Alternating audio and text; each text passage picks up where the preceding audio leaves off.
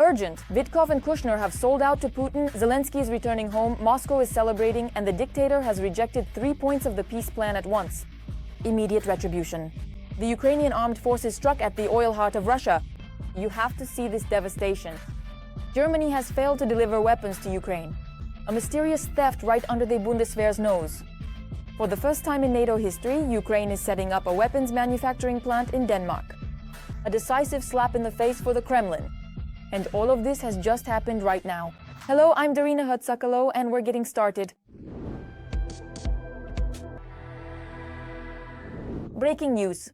After negotiations in the Kremlin, Zelensky's meeting with U.S. Special Representative Steve Witkoff and the U.S. President's son-in-law Jared Kushner in Brussels was cancelled. Shocking information has leaked from journalists. According to sources, the meeting in Brussels has been cancelled. Zelensky is returning home. It has become known that the negotiators immediately headed to Washington. The day before, they had met with the Russian dictator Putin in the Kremlin.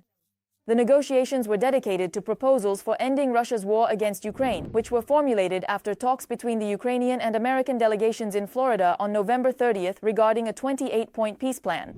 Immediately after the closed-door discussions, the Russian side issued a statement. So far, no compromise option has been found, but some of the American proposals seem more or less acceptable. However, they need to be discussed. Some of the wording that was proposed to us does not suit us. As NBC News reports, citing Russian sources, Russia continues to exert pressure and has no intention of backing down. This concerns the adoption of 3 points from Trump's peace plan regarding Ukraine. These are the territories of Donbas, limiting the size of the Ukrainian armed forces and recognition by the US and Europe. The Ukrainian territories occupied by Russia. Ukrainian drones continue to destroy Putin's oil lifeline. Putin's hundreds of strikes rain down one after another, leaving Russia without its black gold. Last night, the relay for survival was taken up by the Voronezh region. In the Voronezh region, debris from a downed UAV damaged fuel storage tanks. Unexpectedly, even the region's governor spoke about the devastating consequences of the drone attack. It seems this is the point of no return for the Russian Federation. There's simply no point in hiding their failures any longer. According to preliminary information, there are no casualties. In one of the districts, several fuel tanks were slightly damaged as a result of the crash of a downed UAV. No fire occurred. A fiery show, unknown drones staged one in the Tambov region as well. Information has already been posted online that the Nikiforovskaya oil depot is in the front rows and that is Tambov Nefta product in the village of Dmitrievka. Lord, protect our beloved home, Lord. Let all troubles and dangers pass by our house, Lord. Protect us always. I humbly beg you, Lord. It seems the defense forces are heading for a new record, and December will be packed with lightning strikes on the enemy's oil giants. And now, on to some troubling news. Germany may not fulfill its promise regarding the Iris-T SLM medium-range air defense batteries for Ukraine. This assumption was made by the German Aid in Ukraine Observer, citing their own sources.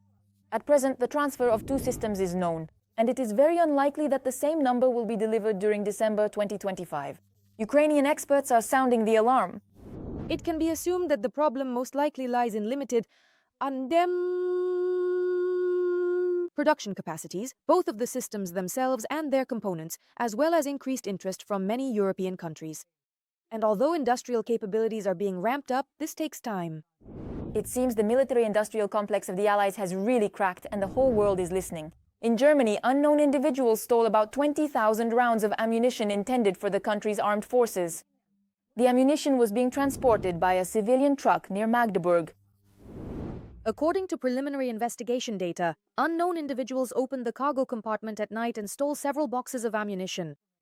The theft was only noticed the next day, when the driver arrived at a nearby barracks for delivery. Work on the case continues. At the same time, the Ministry of Defense does not hide the fact that the situation poses a significant security threat. Urgently, Denmark has officially allowed Ukraine to set up military production on its territory. This is happening for the first time on NATO territory. Production will begin as early as 2026. A new facility will appear in the town of Voynes in the south of the country, where the Ukrainian company Firepoint will build a rocket fuel production plant, according to Bild. The enterprise will specialize in the production of solid rocket fuel for military purposes, a critical component for a number of Ukrainian missile systems. Despite the strategic importance of the project, local residents are expressing concerns about safety and the risk of possible Russian sabotage, according to Danish media. Right now, there is real panic in Kaspiysk. A powerful strike has hit key Russian military facilities, leaving Putin's defense speechless. It's not a sight for the faint of heart. While the Ukrainian armed forces grind down the enemy on the front line step by step, the Kremlin stubbornly fantasizes about the surrender of Donbass. But reality tells a different story. Ukrainian retribution caught up with the aggressor where he least expected it.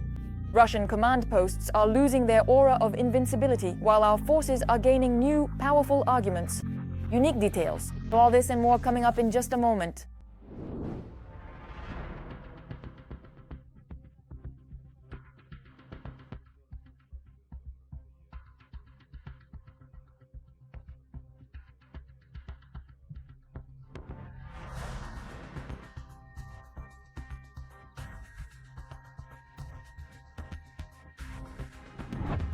There are several military facilities of the occupying country and oil refining enterprises located in Kaspiysk. Accordingly, they could have become the targets of the strike. In these shots, Ukrainian border guard drone operators are destroying legitimate targets. As a result, in the southern Slobodansky direction, 2 enemy vehicles, communication systems, and 5 occupiers were destroyed. And here, soldiers of the 57th Brigade are destroying ZH-Doni drones whose plan was to disrupt Ukrainian logistics.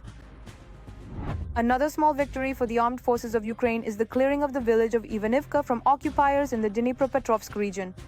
On the deep state map, you can see that on November 28th, Ivanivka was marked as a gray zone, but on the 29th it was already shown as liberated territory.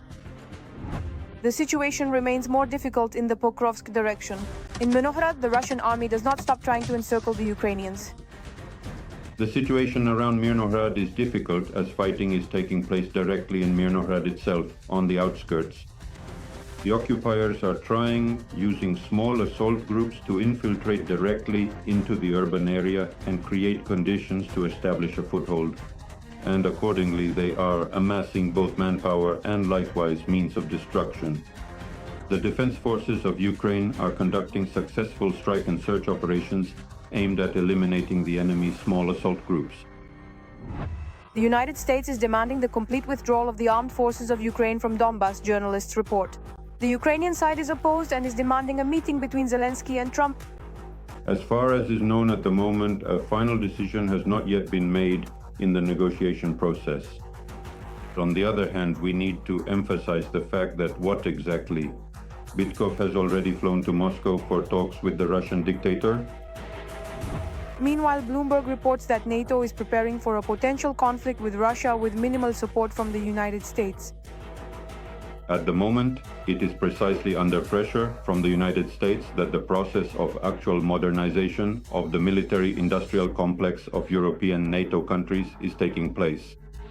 And accordingly, processes related to rearmament are also underway among the European partners with newer strike systems and accordingly active defense systems. Ukrainians can boast about the modernization of their weaponry.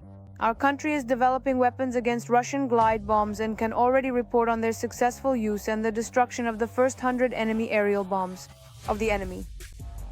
It was precisely the mass use of glide bombs that allowed the Russian Federation to gain a certain tactical.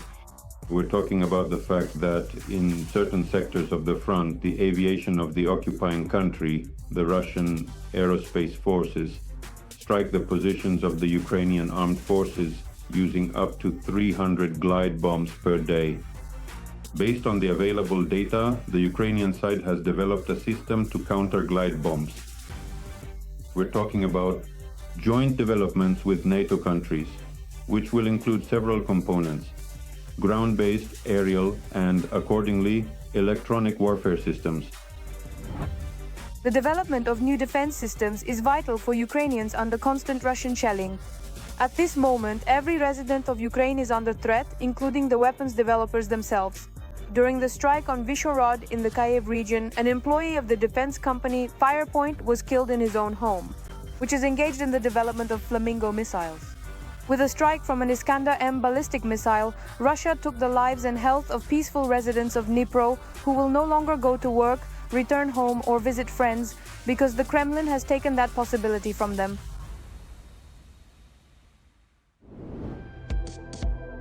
Every voice matters. Join our community, support independent journalism, and help us bring you the truth from Ukraine.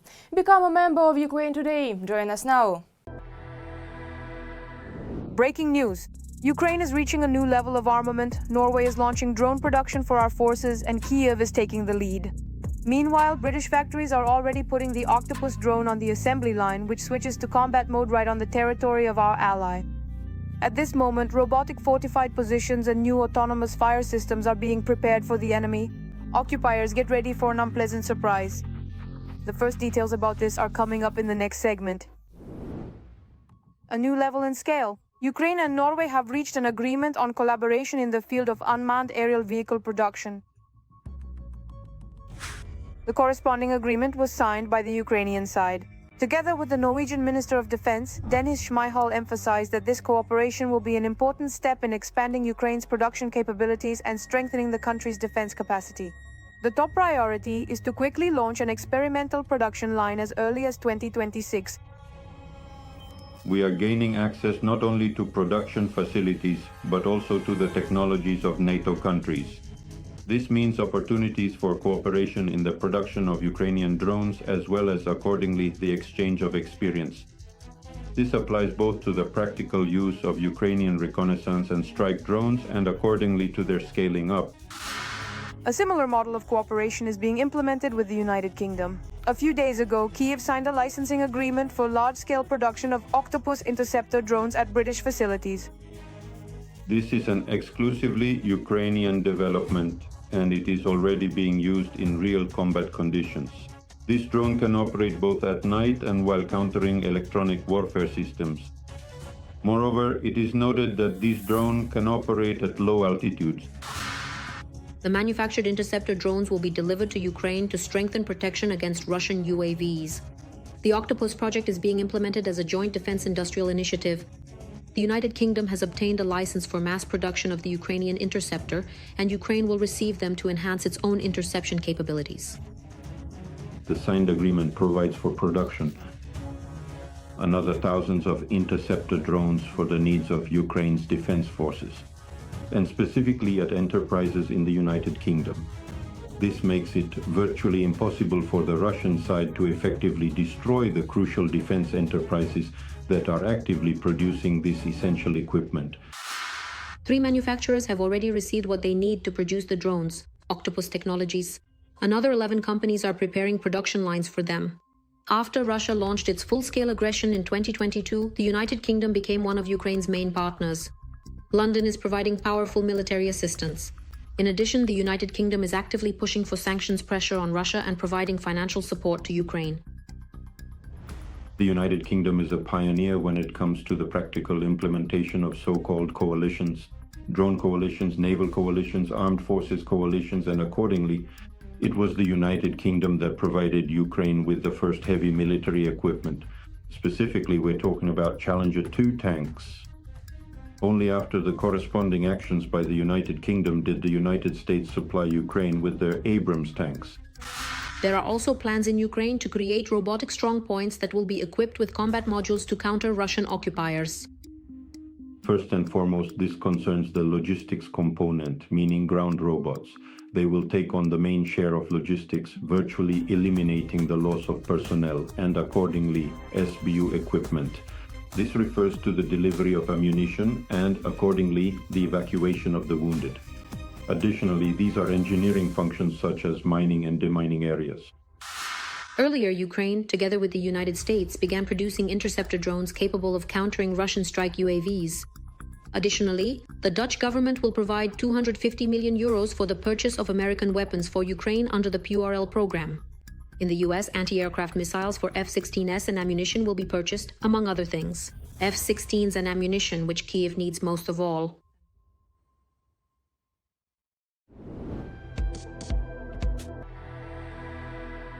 An urgent air alert in Russian skies. Russian aviation is rapidly falling apart before our eyes. What the Kremlin had kept quiet for years is now coming to light. Civilian aircraft have become real death traps for their own crews. Foreign planes are stuck in a technical past. Domestic counterparts, utter chaos, design flaws, shortages of parts, accidents one after another. Rosaviatsia is nervously covering its tracks, but the scale of the disaster can no longer be hidden. What else might fall from the Russian sky? We tell you more in this report. Russian planes keep breaking down more and more often. Malfunctions usually occur while still in the air, which can lead to a huge tragedy. This concerns both the stolen foreign aircraft, which Russians can't repair due to sanctions, and their domestic pride. An Aeroflot plane operating the Irkutsk-Moscow flight was forced to make an emergency landing at the Perm airport Bolshoye Savino, the airline's press service reported. This concerns flight SU-1563, which had 158 passengers on board. As the carrier clarified, the captain made the decision for an unscheduled landing due to an indication of increased fuel consumption, which could have indicated a possible leak. And now another blow. Airbus has urgently recalled 6,000 A320 aircraft. And all this is to roll back a failed software update. There are also stolen planes of this model in Russia, so no one is calling them in for repairs. But Rosaviatsia boasted that they don't need it anyway because they already have old software. It hasn't been updated since 2022. So roughly speaking, we have Windows 7 while the problems happen to users of Windows 10. There's really not much to brag about, to be honest. If a company can fix a software glitch in a couple of hours, nothing can help the Russian stolen aircraft anymore. Unless the sanctions are lifted, that's not going to happen. The operation of their aircraft is constantly declining. This year, I don't remember exactly, but they took about 30 planes out of service. But there are two regions where they are still being used quite intensively. And there are issues with resources, for example, cycle limits and cabin pressurization. If those cycles are exceeded, that's it. The plane is either written off or sent away. To Verbasna, Toulouse, and there it's all mainly about big money, where no one wants to deal with it. So gradually, just like the entire Russian economy, the visa fleet is slowly withering away. It's hard to say exactly how much time the Russian civil fleet has left, but we're definitely not talking about decades. I cannot state with absolute certainty precisely how much time. I truly believe that within a period of 5, perhaps even 7 significant years, this will be achieved. They will be in a very difficult situation. They won't have time to produce their own planes. This year they only released, though they promised 1,000 aircraft by 2030. I think in about 5 to 7 years, they will collapse this year if nothing changes. The Russians insist that by then their import substitution will be fully operational and foreign aircraft will simply no longer be needed. To be fair, Russia does actually have domestic aircraft. The Sukhoi Superjet, which is constantly breaking down and is made almost entirely of foreign components, and also the MC-21. The latter is considered the key project of Russian civil aviation. And just a few days ago, they even boasted that the MC-21 had begun flight certification tests.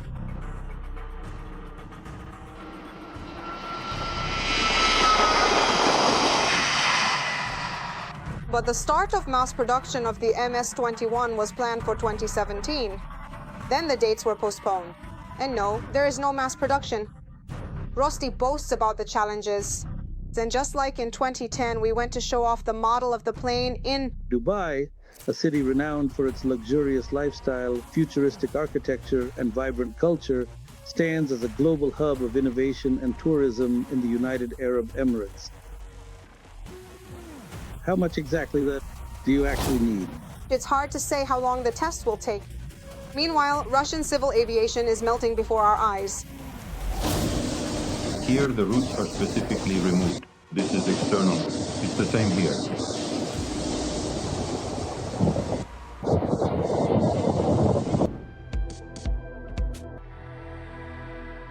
This concludes our issue. We continue to closely follow the most relevant events right now so we can be the first to tell you about them. Don't forget to subscribe. See you.